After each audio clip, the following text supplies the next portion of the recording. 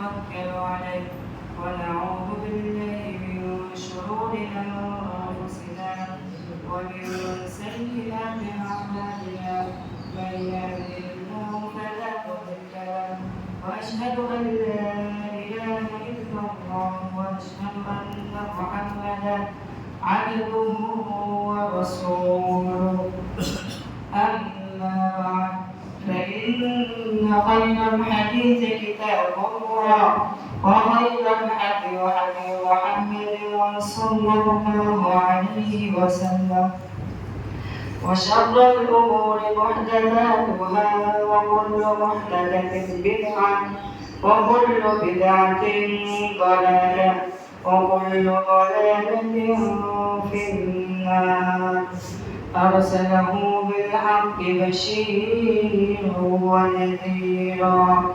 أما بعد أعوذ بالله من الشيطان الرجيم بسم الله الرحمن الرحيم قاف والقرآن المجيد بل عجبوا أن جاءهم منذر منهم فقال الكافرون هذا شيء عجيب أئذا متنا وكنا ترابا ذلك رجع بعيد قد علمنا ما تنقص الأرض منهم وعندنا كتاب حفيظ بل كذبوا بالحق لما جاءهم فهم في أمر مريج أفلم ينظروا إلى السماء فوقهم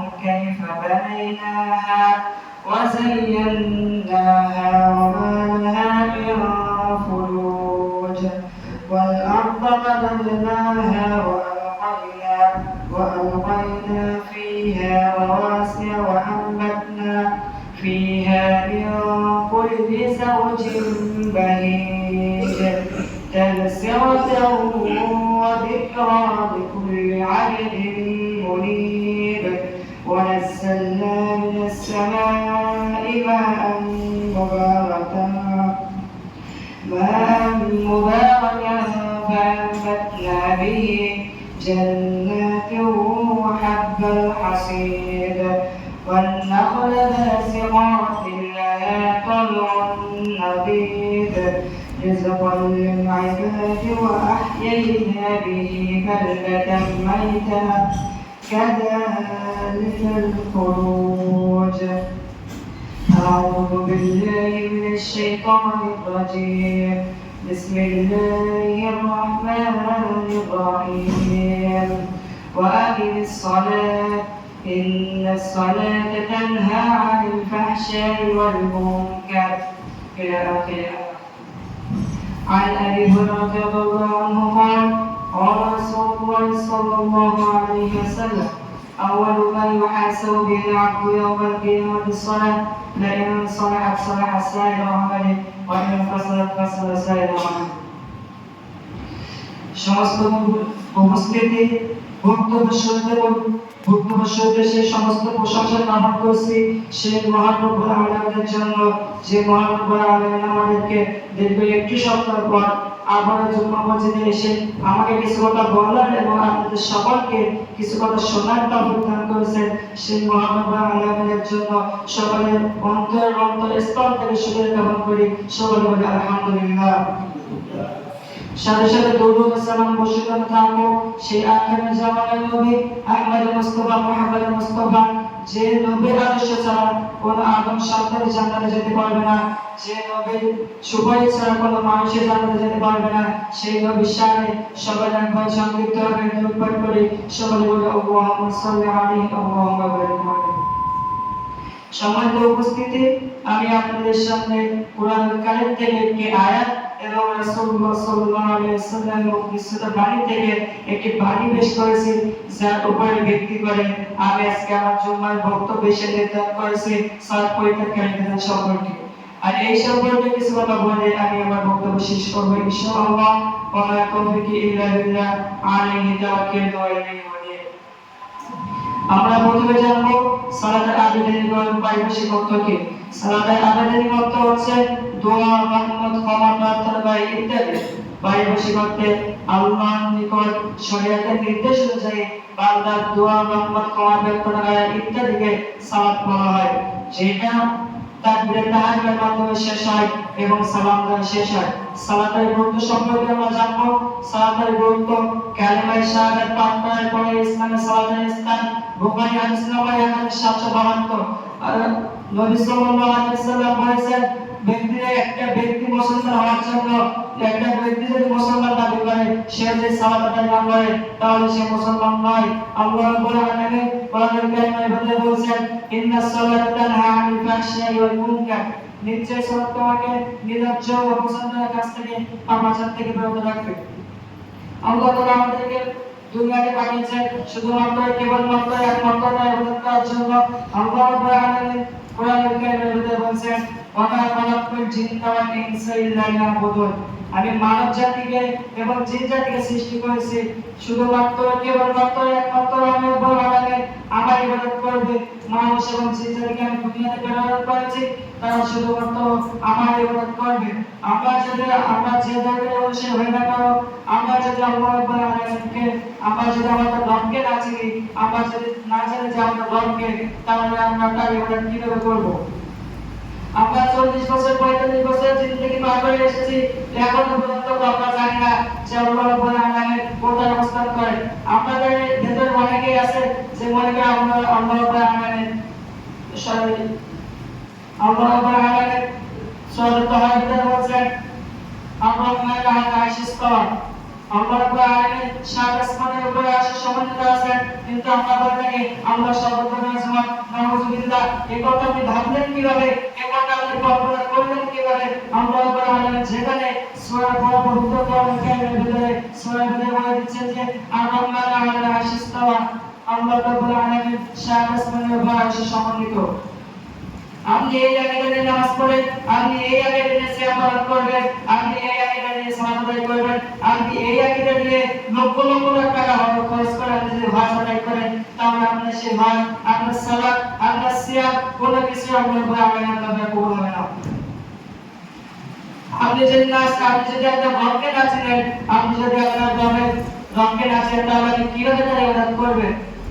আপনি যদি আপনার রবকে চিনেন, তাহলেই না আপনি আপনার হৃদয়ের চাওয়া পাওয়া ইচ্ছা আশা আকাঙ্ক্ষা আপনার রবের কাছে জিজ্ঞেস করতে পারবেন। আর আপনি যদি আপনার রবকে না চিনেন, তাহলে আপনি হৃদয়ের চাওয়া পাওয়া ইচ্ছা আশা আকাঙ্ক্ষা কার কাছে পেশ করবেন? আপনি যদি আপনার রবকে না চিনেন, তাহলে আপনি জান্নাত চাইবেন কার কাছে? আপনি যদি আপনার রবকে না চিনেন, তাহলে আপনি জান্নাত থেকে মুক্তি চাইবেন কার কাছে? আপনি যদি আপনার রবকে না চিনেন, তাহলে আপনি ক্ষমা চাইবেন কার কাছে?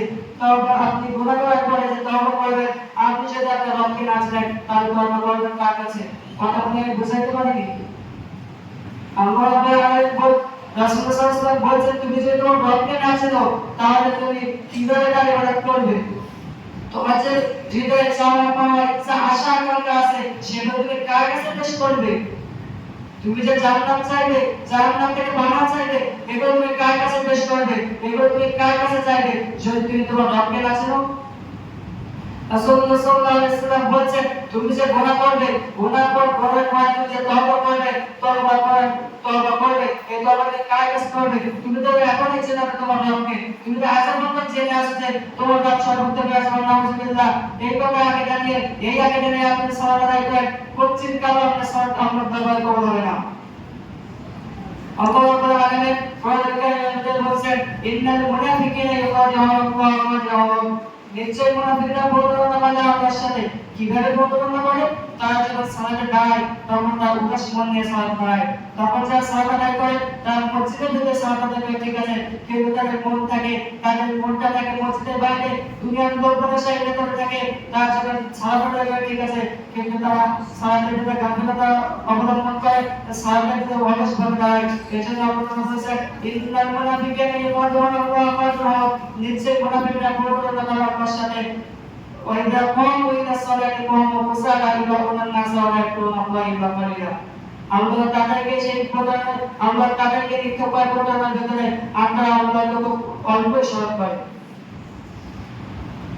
সাল্লাল্লাহু আলাইহি প্রথমে যেটা বললাম ইন্না সালাতা তানহা আনিল ফাহশাই ওয়াল মুনকার, নিশ্চয় সালাত আপনাকে পাপ কাজ, অপছন্দনীয় কাজ, নির্লজ্জ কাজ থেকে সালাত আপনাকে বিরত বিরত রাখবে।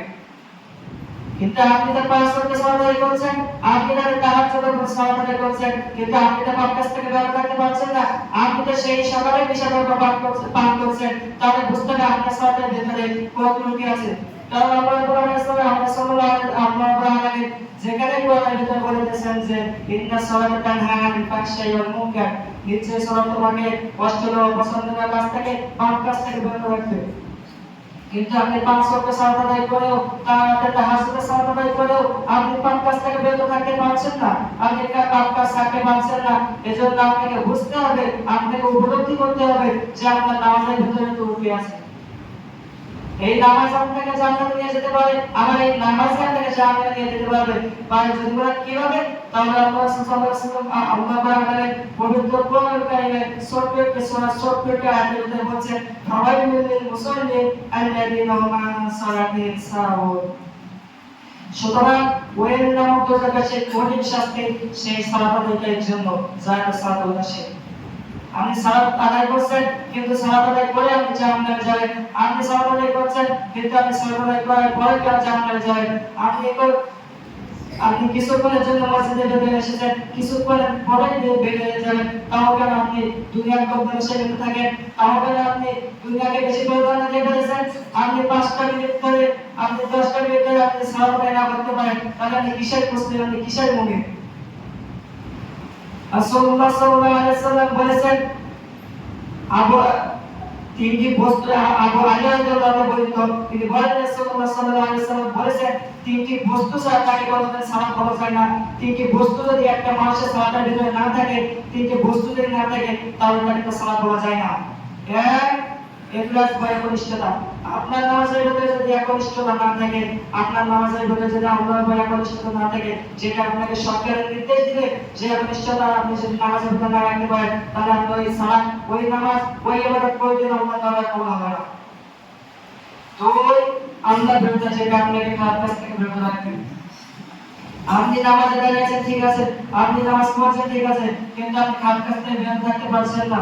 কেন পারছেন না? আপনার নামাজের ভিতরে আল্লাহর বিরত নেই, আপনার নামাজের ভিতরে আল্লাহর বিরত উঠে গেছে। আপনি নামাজ আদায় করছেন খামখেয়ালি হবে, আপনি নামাজ পড়ছেন ইচ্ছাকৃত হবে। একটা কথা জেনে রাখুন, জীবনের সব জিনিসের প্রতি আরোপ করবেন, কিন্তু একটা জিনিসের প্রতি আরোপ করবেন না, সেটা হচ্ছে সালাত। সালাত দুনিয়া থেকে বিদায় নেওয়ার পরে কিয়ামত শুরু হবে। রাসূলুল্লাহ সাল্লাল্লাহু আলাইহি ওয়াসাল্লাম সালাতের ফজিলত সম্পর্কে বলছেন, তিনি বলছেন, আব্দুল্লাহ 5 ওয়াক্ত সালাত এক জন্য হতে অপর জন্য, এবং এক নামাজ থেকে অপর নামাজের মধ্যকার যেটা আপনি গুনাহ করবেন, সেই গুনাহর কাফারা হিসাবে যোগ হবে যদি আপনি কবিরা গুনাহ থেকে বিরত থাকেন। কেননা কবিরা গুনাহ তো আল্লাহ তাআলা ক্ষমা করেন না। কবিরা গুনাহ তো কবিরা গুনাহ আছে, আল্লাহ তাআলার সাথে শিরক করা। এই শিরকের গুনাহ আল্লাহ তাআলা ক্ষমা করবেন না যদি তিনি ইচ্ছা না করেন। রাসূলুল্লাহ সাল্লাল্লাহু আলাইহি ওয়াসাল্লাম বলেছেন, একটা বান্দা যখন নামাজে দাঁড়ায়, তখন নামাজে দাঁড়ানোর পরে তার গুনাহগুলো সব একত্রিত করা হয়। কিসের জন্য একত্রিত করা হয়? সেই ব্যক্তি যখন আল্লাহর সন্তুষ্টির জন্য, জান্নাতে যাওয়ার জন্য, জাহান্নাম থেকে বাঁচার জন্য সেই ব্যক্তি যখন নামাজ দাঁড়ায়, সেই ব্যক্তি যখন নিয়ত ঠিক রাখে, সেই ব্যক্তি আল্লাহর কাছে একনিষ্ঠতা, আল্লাহর বিরুদ্ধে এই সবকিছু মিলিয়ে যখন একটা ব্যক্তি আল্লাহর সামনে দাঁড়ায়, সে যদি ভালোভাবে নামাজ আদায় করে, তাহলে তার গুনাহগুলো আল্লাহ তাআলা ফেরেশতা দিয়ে একত্রিত করা। গুনাহগুলো একত্রিত করার পর কি হয়? সেই গুনাহগুলো আপনার মাথায় এবং কাঁধে রেখে দেওয়া হয়। তারপরে আপনি যখন রুকু করবেন, আপনি যখন সিজদা করবেন, আপনি যখন রুকু করবেন, সিজদা করবেন, তখন সেই গুনাহগুলো আপনার মাথা এবং কাঁধ থেকে ঝরে পড়ে যাবে। সুবহানাল্লাহ। সালাতের গুরুত্ব ইসলামে অপরিহার্য। ইসলামের 5টি স্তম্ভ, তার মধ্যে সালাত হচ্ছে অন্যতম। আপনি যদি সালাত আদায় না করেন, তাহলে আপনি মুনাফিক, আপনি কাফের, আপনি সাপ্তাহিক মুসল্লি হিসাবে সপ্তাহে একদিন সবার নামাজ আদায় করে আপনি এই নামাজে জান্নাতে যাওয়ার আশা করছেন, কারণ কখনোই আপনি এই নামাজে জান্নাতে যেতে পারবেন না। আল্লাহর কসম, আপনি এই নামাজে জান্নাতে যেতে পারবেন না যদি আপনার উপর আল্লাহর প্রতি দয়া না করে, আল্লাহর উপর আপনার প্রতি মায়া না করে। আপনি এই নামাজে জান্নাতে পৌঁছাতে যেতে পারবেন না যদি আল্লাহ আপনার প্রতি দয়া না করে। কথা বলে বুঝাইতে পারিনি।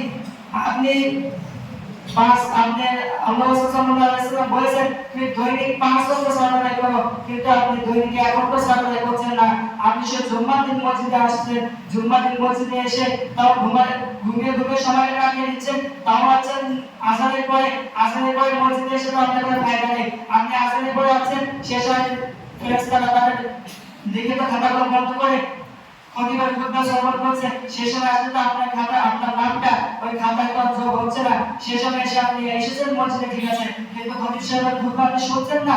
আপনি আপনার মতো খামখেয়ালি ভাবে ঘুমিয়ে যাচ্ছেন, আপনি আবার খামখেয়ালি ভাবে অন্য কাজ করে যাচ্ছেন, আপনি বাসা থেকে মন্তব্য দিচ্ছেন, আপনার সন্তান সন্ততি স্ত্রী আবার কি করতেছে, আপনি সেই দিকে আপনি প্রার্থনা দিয়ে ফেলছেন। আপনি এই নামাজ নিয়ে জান্নাতে যাওয়া আশা করতেছেন, কেন? কখনোই না। আপনি এই নামাজ নিয়ে কখনোই জান্নাতে যেতে পারবেন না। এই নামাজ নিয়ে কেবল মাত্র জান্নাতে যেতে পারবেন আল্লাহ রাব্বুল আলামিন। রাসূলুল্লাহ সাল্লাল্লাহু আলাইহি ওয়াসাল্লাম বলেন, পাঁচ এটা তোমার বাড়ির সামনে এক সাহাবী রাসূলুল্লাহ সাল্লাল্লাহু আলাইহি ওয়াসাল্লাম বলেন, তোমার বাড়ির সামনে যদি একটি প্রবাহিত নদী থাকে, সেই নদীতে যদি তুমি দিনে 5 বার গোসল করো, তাহলে তোমার শরীরে কোনো ময়লা থাকবে? তখন সেই সাহাবী বলেন, ইয়া রাসূলুল্লাহ সাল্লাল্লাহু আলাইহি ওয়াসাল্লাম, না। তখন রাসূলুল্লাহ সাল্লাল্লাহু আলাইহি ওয়াসাল্লাম বলেন, এটা হচ্ছে 5 ওয়াক্ত সালাতের উদাহরণ। তুমি যদি দিনে 5 ওয়াক্ত সালাত আদায় করো, আল্লাহ তাআলা সন্তুষ্টির জন্য, জান্নাত লাভের জন্য, জাহান্নাম থেকে বাঁচার জন্য, কবরের আযাব থেকে বাঁচার জন্য তুমি যদি দৈনিক 5 ওয়াক্ত সালাত আদায় করো, তাহলে তোমার কোনো গুনাহ থাকবে না, তুমি নিষ্পাপ মাসুম বাচ্চার মতো ব্যবহার করবে। আল্লাহ রাসূল সাল্লাল্লাহু আলাইহি ওয়াসাল্লাম বলেন, আল্লাহ রাসূল সাল্লাল্লাহু আলাইহি ওয়াসাল্লাম অপরকে হাদিসে আবু দারদা রাদিয়াল্লাহু বলেন, তিনি বলেন রাসূলুল্লাহ সাল্লাল্লাহু আলাইহি ওয়াসাল্লাম বলেছেন, তোমরা জেনে শুনে ফরজ সালাত ত্যাগ করো না। যে ব্যক্তি ইচ্ছাকৃতভাবে জেনে শুনে ফরজ সালাত ত্যাগ করে, যে ব্যক্তি ইচ্ছাকৃতভাবে ফরজ সালাত ত্যাগ করে, সে ব্যক্তি জান্নাতে যেতে পারবে না, তার উপর থেকে আল্লাহর জিম্মাদারি উঠিয়ে নেওয়া হবে। আর আপনার পর থেকে যদি আল্লাহ জিম্মাদারি উঠিয়ে নেওয়া হয়, তাহলে আপনি দুনিয়ায় কিভাবে চলবেন? আপনি দুনিয়ায় কিভাবে চলাফেরা করবেন? আপনি তো দুনিয়াতে আপনি ইচ্ছা করে চলাফেরা করবেন, দুনিয়া আপনার জন্য নয়, জান্নাতে যাওয়া এত সোজা নয়। আল্লাহ রাসূলুল্লাহ সাল্লাল্লাহু আলাইহি ওয়াসাল্লাম বলেছেন, আর দুনিয়া সিজনুল মুমিন ওয়া জান্নাতুল কাফির। এই হাদিসের ব্যাখ্যা হচ্ছে রাসূলুল্লাহ সাল্লাল্লাহু আলাইহি ওয়াসাল্লাম বলেছেন, দুনিয়া মুমিনদের জন্য কারাগার এবং কাফেরদের জন্য জান্নাত ছিল। ওকে হাদিস থেকে এটা বলা যায় যে রাসূলুল্লাহ সাল্লাল্লাহু আলাইহি ওয়াসাল্লাম বলেছেন, দুনিয়া মুমিনদের জন্য কারাগার। মুমিন কারা? যারা আল্লাহ রাব্বুল আলামিনের একনিষ্ঠতা, আল্লাহ রাব্বুল আলামিনকে চাওয়ার জন্য, আল্লাহ রাব্বুল আলামিনের প্রিয় বান্দা হওয়ার জন্য, জান্নাত লাভের আশা করে, জান্নাত থেকে বাঁচার জন্য যারা মসজিদে এসে 5 ওয়াক্ত সালাত আদায় করে, তারাই হচ্ছে মুমিন। দুনিয়া মুমিনদের জন্য কারাগার। আপনি দুনিয়াকে খামখেয়ালি চলতে পারেন না। দুনিয়াতে আপনার মন চাইলে আপনি ওই চেষ্টা করবেন, এটা কোনো দুনিয়ার নিয়ম নয়। আমরা চলতে গেলে আপনি চলাফেরা করার জন্য আপনি আল্লাহ কাইন্ডনেস করেছেন, আপনি সেখানে দেখুন, সেখান থেকে আপনি কিছু জ্ঞান অর্জন করুন, সেটা থেকে আপনি দুনিয়াতে চলাফেরা করুন।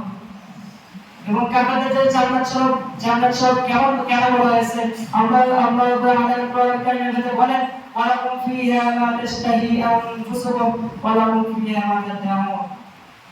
বান্দা যখন জান্নাতে প্রবেশ করবে, তখন তার যেটা ইচ্ছা করবে সে সেটাই করতে পারবে, তখন তার যে জিনিসটা মন চাইবে সে সেটাই করতে পারবে। এটা হচ্ছে কাফেরদের তুলনা। কাফেররা যখন দুনিয়াতে চলাফেরা করে, তখন তার যখন যেটা মনে চায় সে তখন সেটা করে। তাই আবার নিষেধাজ্ঞা পালন করতে মন চাইলো, সে সেটা করলো। কিন্তু আপনি কি জানেন এই নিষেধাজ্ঞা পালন করার কতগুলো গুণ? আপনি যদি একদিন নিষেধাজ্ঞা পালন করেন, তাহলে আপনার আগামী 40 দিনের সালাত আপনার বাতিল হয়ে যাবে। আপনি যদি একবার আপনি যদি নিষেধাজ্ঞা পালন করেন, তাহলে আগামী 40 দিনের কোনো ইবাদতই আল্লাহর দরবারে কবুল হবে না। আর আপনার দিনে কতবার নিষেধাজ্ঞা পালন করছেন আপনার তো সেটা খেয়ালই নেই, আপনার তো সেটা হুঁশিয়ারি নেই। আপনি তো বেহিসাব ভাবে দিনে নিষেধাজ্ঞা পালন করছেন। আপনি নিষেধাজ্ঞা পালন করে মসজিদে এসে নামাজ পড়ছেন, আপনি সেই নামাজ কি করে কখনো আল্লাহ রাব্বুল আলামিনের দরবারে কবুল হবে? কোচিন কালো আপনার সেই নামাজ আল্লাহ রাব্বুল আলামিনের দরবারে কবুল হবে না। আল্লাহ রাব্বুল আলামিন বলেছেন, ওয়ালাকুম ফিহা মা তাশতাহি আনফুসুকুম ওয়ালাকুম ফিহা মা তাদউন। যেটা এর আগে বলছিলাম, জান্নাতে যখন মানুষ যাবে তখন জান্নাতীরা তাদের ইচ্ছা মতো খামখেয়ালি মতো জান্নাতের ভেতরে চলাফেরা করতে পারবে। আল্লাহ রাব্বুল আলামিন বলেন, ওয়ালাকাদ দারাবনা জাহান্নামা কাসীরাম মিনাল জিন্নি ওয়াল ইনস, আমি জাহান্নামের জন্য অনেক মানুষ এবং জিন জাতি পয়দা করে রেখেছি। কিসের জন্য পয়দা করে রেখেছি? জাহান্নামের জন্য। কারণ তাদের আমি তাদের অন্তর দিয়েছি, কিন্তু তা দিয়ে ভাবে না, তা দিয়ে আমি তাদের অন্তর দিয়েছি, কিন্তু তারা সে অন্তর দিয়ে কিছু উপলব্ধি করতে পারে না। তাদের চোখ দিয়েছি, কিন্তু তারা তা দিয়ে দেখে না। তাদের কান দিয়েছি শোনার জন্য, কিন্তু তারা তা দিয়ে শোনে না। তার চতুষ্পদ প্রাণী। চতুষ্পদ প্রাণী কারা? যারা চারটা বিশিষ্ট প্রাণী, এদেরকে বলে চতুষ্পদ প্রাণী। গরু, ছাগল, তারপর আরো কত কিছু আছে, এগুলি বলে চতুষ্পদ প্রাণী। যাদের আল্লাহ রাব্বুল আলামিন কান দিয়েছে শোনার জন্য, চোখ দিয়েছে দেখার জন্য, অন্তর দিয়েছে কল্পনা করার জন্য, যারা এগুলো পেয়েও এগুলোর আমানতদারি খেয়ানত করছে, তাদেরকে আল্লাহ রাব্বুল আলামিন বলেছেন, আপনি চতুষ্পদ প্রাণীর চেয়ে অনেক অধম। বালুম আল্লাহ অর্থাৎ তার চেয়ে নিকৃষ্ট চতুষ্পদ প্রাণী বলে আমরা বাংলা কাছে আপনি তিনি তারপর বলছেন যে বালুম আল্লাহ অর্থাৎ চতুষ্পদ প্রাণীর চেয়ে নিকৃষ্ট আপনি। উনাইকে অন গফিরা আয়াতে গানের অন্তর্ভুক্ত। আল্লাহ রাব্বুল আলামিন কোরআনুল কারীমের ভিতরে সর্বোচ্চ 82 জায়গায় সালাত বিষয়ে আপনাকে নির্দেশ দিয়েছেন। সালাতের ফজিলত, আপনি যদি সালাতের গুরুত্ব সম্পর্কে বিশ্লেষণ করেন, সালাতের গুরুত্ব সম্পর্কে জানতে চান, তাহলে আল্লাহ রাসূল সাল্লাল্লাহু আলাইহি ওয়াসাল্লাম বলেছেন, তুমি যদি আল্লাহকে ভয় করে যদি চলতে পারো, তুমি যদি সালাত আদায় করছো, এই সালাত আদায় করার আগে তোমার রবের পানে চিনতে হবে। তুমি যে সিয়াম পালন করছো, সিয়াম পালন করার আগে তোমাকে তোমার রবকে চিনতে হবে। তুমি যে যাকাত আদায় করছো, এই যাকাত আদায় করার আগে তোমাকে তোমার রবকে চিনতে হবে। তুমি যে লক্ষ লক্ষ টাকা খরচ করে হজ আদায় করছো, তাহলে তোমার সেই হজ করতে যাওয়ার আগে তোমার রবকে তোমাকে চিনতে হবে। তুমি যদি তোমার রবকে না চিনো, তুমি যদি তোমার আগেটা ঠিক না রাখো, তাহলে তুমি হজ সাওয়াত সিয়াম যাকাত নিয়ে তুমি জান্নাতে যাওয়ার আশা করছো। আল্লাহ রাব্বুল আলামিন বলেন, আপনি যদি আল্লাহকে ভরসা না করতে পারেন, আল্লাহকে না চিনেন, তাহলে আপনি কিভাবে জান্নাতে যাবেন? আপনি তো জান্নাতে যেতে পারবেন না। কেননা আল্লাহ রাব্বুল আলামিন বলেন, তুমি দুনিয়াতে সালাত আদায় করো। একটা মুমিন ব্যক্তি আর একটি কাফের ব্যক্তির ভিতরে পার্থক্য হচ্ছে তার সালাত। যে ব্যক্তি সালাত আদায় করে সে মুমিন, আর যে ব্যক্তি সালাত আদায় করে সে কাফের।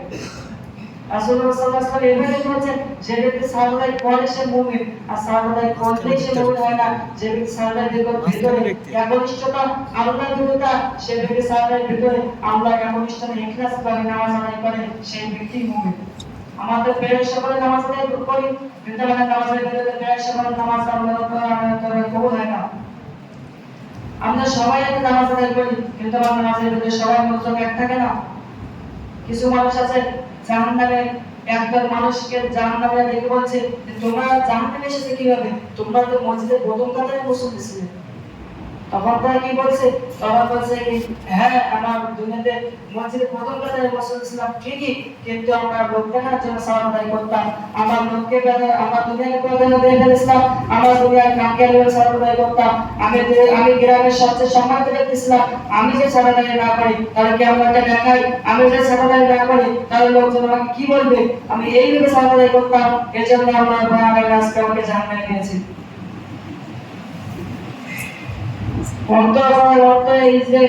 হাদিস দ্বারা এটা বোঝা যায়, আয়াত দ্বারা এটা বোঝা যায় যে আপনি আপনার খামখেয়ালি নামাজ আদায় করতে পারেন না। আপনি যে নামাজের ওযুটা করলেন, সেই ওযুটার সময় আপনার যে হাতের কোনোই ভিজলো না, পায়ের গোড়ালি ভিজলো না, আপনি সেদিকে প্রাধান্য না দিয়ে আপনি গল্প করতে করতে আপনি অন্য মন নিয়ে আপনি ওযুটা করে দেন না। আপনি সেই উজু করে এসে নামাজ পড়ছেন, আমি কি ভাবছেন আপনার নামাজ আপনাদের করছেন? কারো হবে না। কেননা আল্লাহ বলছেন, সালাত করতে গেলে সালাত যদি আপনার সালাতটা আমরা কবুল করতে চান, তার তিনটে জিনিসের প্রতি আপনি বিশেষভাবে লক্ষ্য রাখবেন। এক নম্বর ওযু।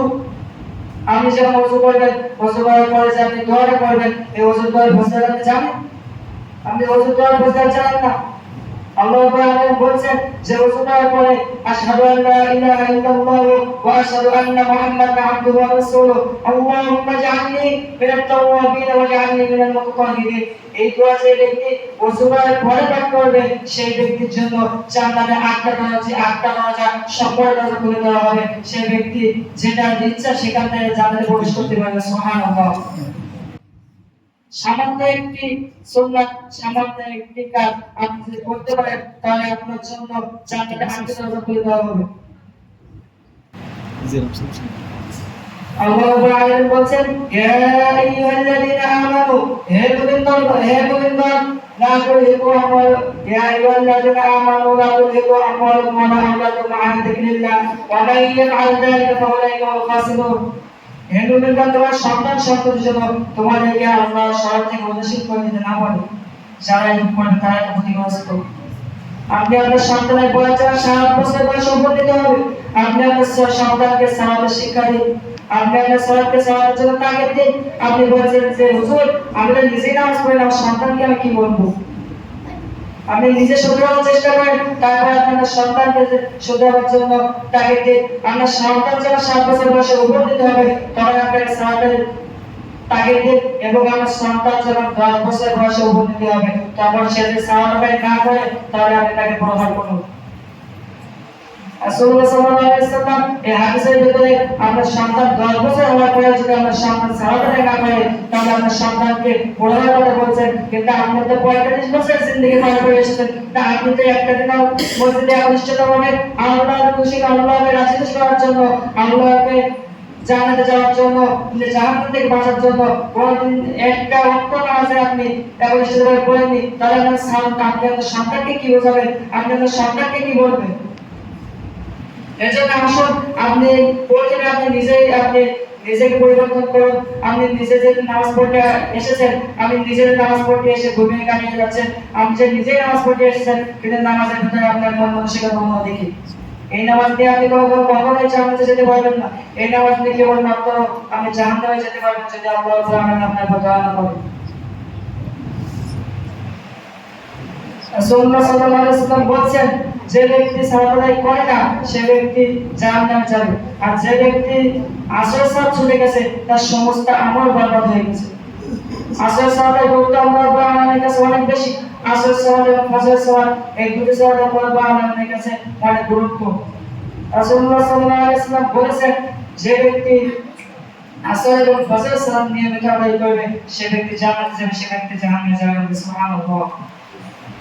আল্লাহ আমাদেরকে আসর এবং ফজর সালাত নিয়মিত পড়ার তৌফিক দান করুন। সকলে বলুন আমিন। প্রথমে যে হাদিসটা বলছিলাম আল্লাহ রাসূল বিহি আব্দুল্লাহ কিয়ামাত সালাত লাইন সালাত সালাত সাইয়্যিদ আমালি ওয়া ইন কাসার কাসার সাইয়্যিদ আমালি। হাদিস বর্ণনাকারী আবু হুরায়রা রাদিয়াল্লাহু বর্ণিত, তিনি বলেন রাসূলুল্লাহ সাল্লাল্লাহু আলাইহি ওয়াসাল্লাম বলেছেন কিয়ামতের দিন বান্দার আমলগুলোর ভিতরে সর্বপ্রথম যে বিষয় জিজ্ঞেস করা হবে সেটা হচ্ছে তার সালাত। তার সালাতের দিকে লক্ষ্য করা হবে, তার সালাতের বিষয় যদি ঠিক হয় তাহলে সব বিষয় ঠিক হবে, আর যদি তার সালাতের বিষয় বেঠিক হয়ে যায় তাহলে সব আমলই বরবাদ হয়ে যাবে। আপনি যতই আমল করেন না কেন, আপনি যদি সালাত আদায় না করেন তাহলে আপনার সব আমল বিনষ্ট হয়ে যাবে, সব আমল বরবাদ হয়ে যাবে। আপনি ওই আমলটা কখনো জান্নাতে যেতে পারবেন না। আপনার ইসলামের যে মূল ভিত্তি, ইসলামের মূল ভিত্তি 5টি ভিত্তি যে অন্যতম সেটা হচ্ছে সালাত। আপনি যদি সালাত আদায় না করেন তাহলে আপনি কাফির ছাড়া অন্য কিছু নয়। আপনি সালাত আদায় না করেন তাহলে আপনি কাফির। কারণ রাসূলুল্লাহ সাল্লাল্লাহু আলাইহি ওয়াসাল্লাম বলেছেন যে ব্যক্তি সালাত আদায় করবে না সে কাফির, আর যে ব্যক্তি একনিষ্ঠভাবে সালাত আদায় করবে সে ব্যক্তি মুমিন।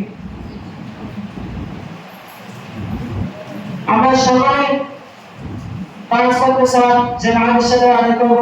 আল্লাহ তাআলা আমাদের সবাইকে সেই তৌফিক দান করুন। সবাই বলুন আমিন।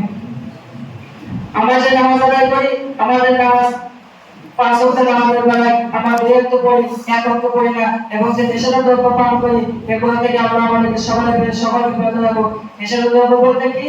তামাক, বিড়ি, জর্দা, গুল ইত্যাদি।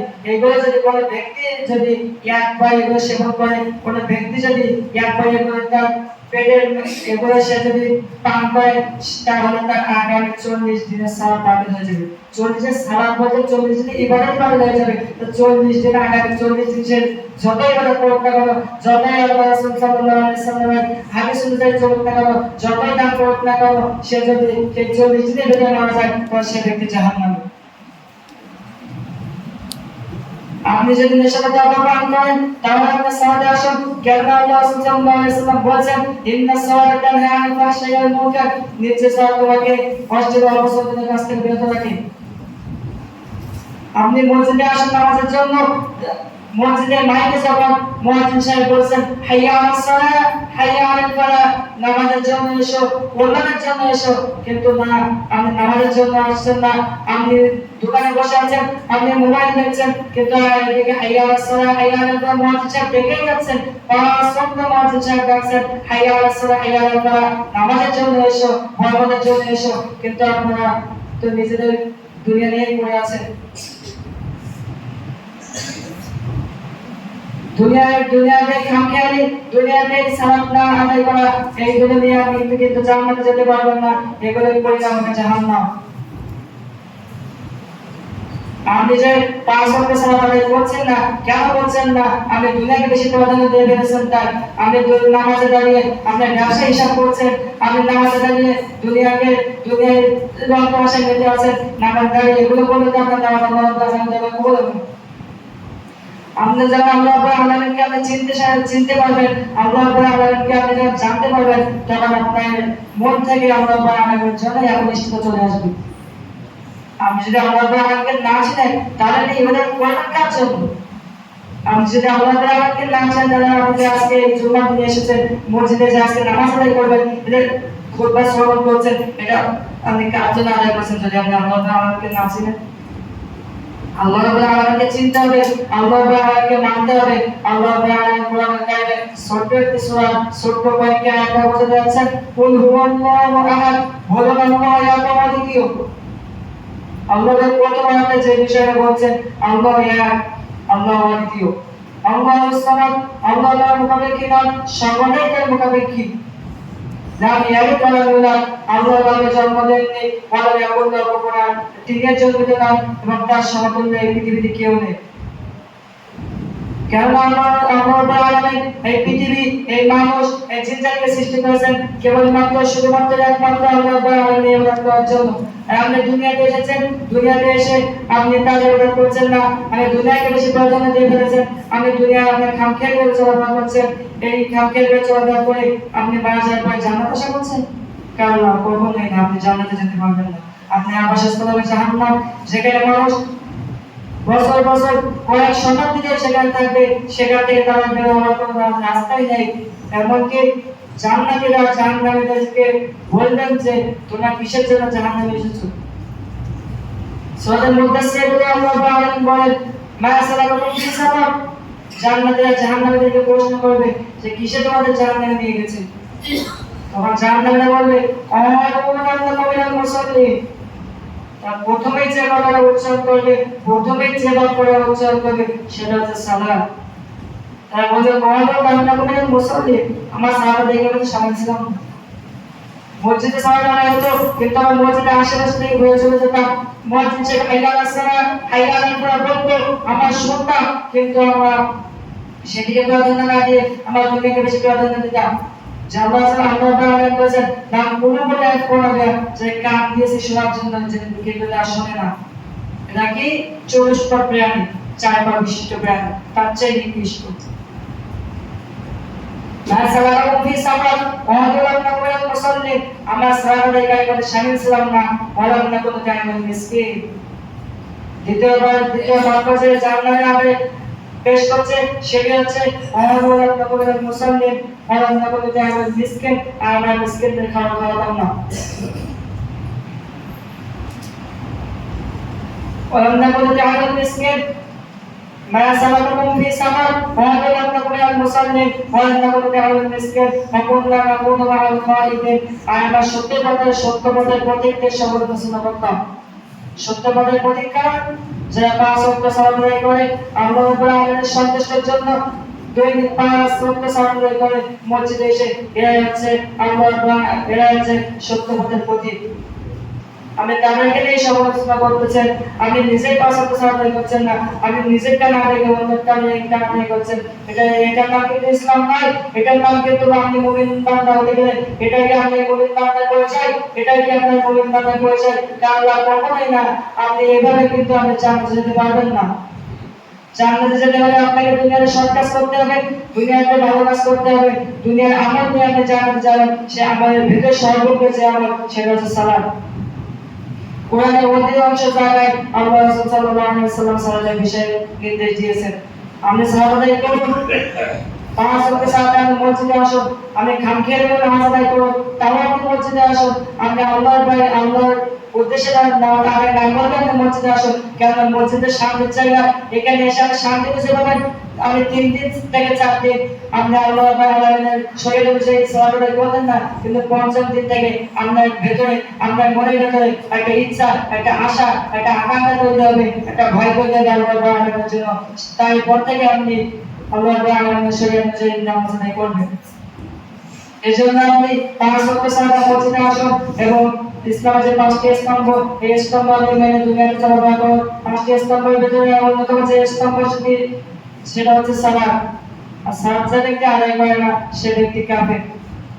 আর আমার যে কাফের খাতায় নাম লেখাটা না যায় তাহলে আমরা যেন আজ পর্যন্ত যা হয়ে গেছে, আজকে আপনি তওবা করুন, আজকে থেকে আপনি শুধরে যান, আজকে থেকে আপনি 5 ওয়াক্ত সালাত আদায় করুন। আপনি যদি ইসলামের 5টি স্তম্ভের ভিতরে সালাত যে অন্যতম, আর অন্য যেগুলো স্তম্ভ আছে সিয়াম, আপনি যদি অসুস্থ হয়ে থাকেন, আপনি যদি পুরোপুরি অসুস্থ হয়ে যান, কিন্তু আপনি যদি সিয়াম না আছে আপনি পরবর্তী সেই সিয়াম করে দিতে পারবেন। আর যদি আপনি না পারেন তাহলে আপনি অন্যকে দিয়ে সেই সিয়াম করে নিতে পারবেন। যাকাত আপনি নিসাব পরিমাণ সম্পদের মালিক না পর্যন্ত আপনাদের আল্লাহ তাআলা যাকাত খরচ করেননি। আপনি হজ করবেন, আপনার যতটা সামর্থ্য হয় ততটা আপনার হজ খরচ করা হয়নি, কিন্তু সালাত, এই সালাতের এত গুরুত্ব আল্লাহ রাসূল সাল্লাল্লাহু আলাইহি ওয়াসাল্লাম বলেছেন, তুমি যদি দাঁড়িয়ে সালাত আদায় না করতে পারো তাহলে তুমি বসে সালাত আদায় করো, আর তুমি যদি বসে সালাত আদায় না করতে পারো তাহলে শুয়ে সালাত আদায় করো। তুমি যদি সেটাও তোমার পক্ষে সম্ভব নয় তাহলে তুমি ঈশায় সালাত আদায় করো, তাহলে তোমাকে সালাত আদায় করতেই হবে। আপনি যদি দুনিয়াতে আল্লাহর প্রিয় বান্দা হিসাবে, মুমিন বান্দা হিসাবে থাকতে চান তাহলে আপনাকে সালাত আদায় করতেই হবে। কেননা এই সালাতের গুরুত্ব ইসলামের অনেক বেশি, যে সেজন্য আল্লাহ আমাদেরকে 5 ওয়াক্ত সালাত জামাতের সহিত পড়ার তৌফিক দান করুন। আল্লাহুম্মা আমিন। আল্লাহ রাব্বুল আলামিন আমাদেরকে দুনিয়াতে তার আদেশ নিষেধ মেনে দুনিয়ায় যাপন করার তৌফিক দান করুন। আল্লাহুম্মা আমিন। আল্লাহ রাব্বুল আলামিন আমাদের ভিতরে যারা অসুস্থ আছে তুমি সকলকে শিফায়ে কামিল আজীব দান করো। আল্লাহুম্মা আমিন।